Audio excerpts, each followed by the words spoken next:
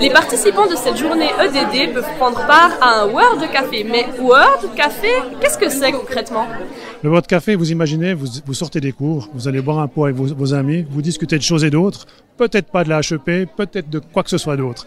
Mais vous êtes là détendu, vous buvez un verre, peut-être vous grignotez quelque chose. On reconstitue cet état d'esprit-là, ce cadre-là avec un World Café. Et les personnes qu'on a réunis de manière pas totalement aléatoire autour des tables, c'est ce qu'ils font. Si vous regardez, ils ont à boire, à manger, ils vont discuter et leurs idées, ils vont les écrire sur la nappe. Ce qu'on fait peut-être pas au restaurant. Mais là, on le fait. Et puis, justement, il y a une première étape où les gens discutent avec une première question. Ensuite, ils vont changer de table, se mélanger et travailler sur ce qui a été dit dans la précédente étape. Et il y a la troisième étape, c'est la même chose. Ils vont discuter sur ce qui a été dit sur la deuxième. À chaque étape, il y a quelqu'un qu'on appelle l'hôte qui va rester à la table et faire la synthèse de ce qui s'est dit à l'étape précédente. C'est à peu près clair ? C'est très clair. Et donc, vous avez organisé ces tables en fonction des générations. Vous avez essayé de mélanger un peu les âges qu'il y avait. Ouais, on a mélangé les âges et les profils. C'est-à-dire qu'on n'a pas mis 4 enseignants autour de la même table.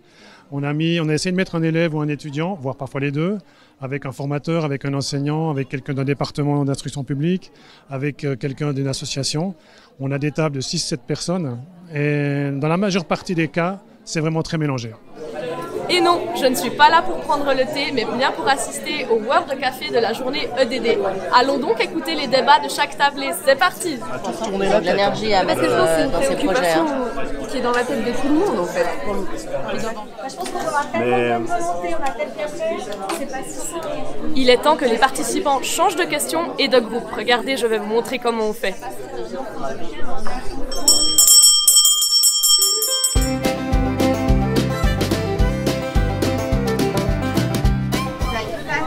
Mais c'est vrai qu'il y a des limites à tout.